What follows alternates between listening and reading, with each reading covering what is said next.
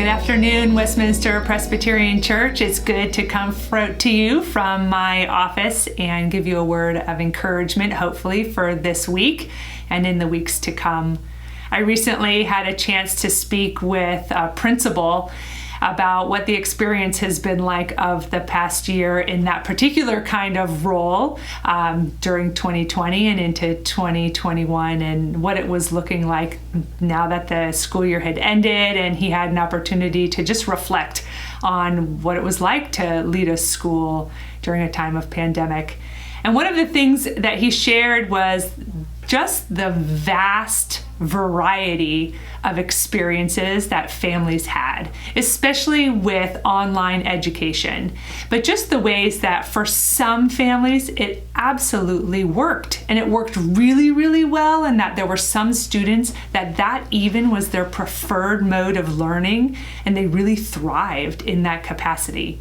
And he said, and then there were others on the way far end of that same spectrum for whom online learning did not click at all. It was not natural to their kind of learning capacity. It was not natural to the ways that they interacted with the content, with their peers, with their teachers, and it was mostly kind of like a year sat out because it really didn't work at all for them.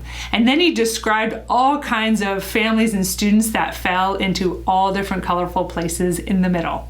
Some did okay, and once they kind of got a structure and some rhythm in place, it turned out fine. Others had some struggles throughout the year, and there were times that worked. For some, mornings worked better than afternoons. Some really did better once there were a couple in-person days, and that those grounding days then really made the online days possible.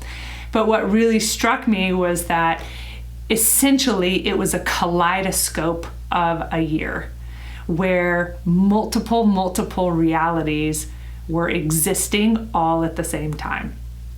Some families were authentically thriving. Some families authentically were not. Some students authentically were finding their ways in the middle with varying degrees of success and varying degrees of engagement. But this picture, this image of a kaleidoscope, if you think about it, there's multiple changing colors, and they change every now and then, especially if you have one that you look into with your eye and then you turn it. But that just this wide scope of how it impacted students all throughout the city was really quite striking to me. And so we are still in a little bit of this juggling just really different family makeups, really different student needs, really different teacher needs, principals doing their best to kind of pull something together that's really got quite a number of moving parts, quite a wide variety of different kinds of needs. And then there's the parents who are on the front lines of juggling and managing just kind of quite a different environment than we're juggling and managing just 18 months ago.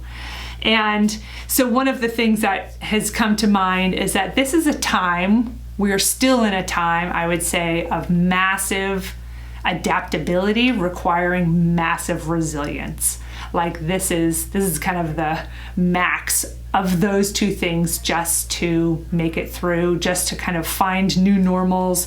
We've got the saying in our culture that it takes a village to raise a child, and the ways that village is being rebuilt and renegotiated, and kind of the hands-on experience that a lot of students and young people and families have had when the village begins to collapse, when the village is not readily available, kind of living through that, and for many coming through it with a deeper understanding of it takes so many sets of hands. It takes so much heart and soul from a wide variety of people to really raise up our young people, to educate them, to teach them the ways of the world, to really ground them in our faith tradition. I wanted to bring a verse to you from Ephesians that we're going to cover in our worship service in a couple weeks. But this is for our families of the congregation for whom this has been a particularly difficult year. You are members of the household of God, built upon the foundation of the apostles and the prophets.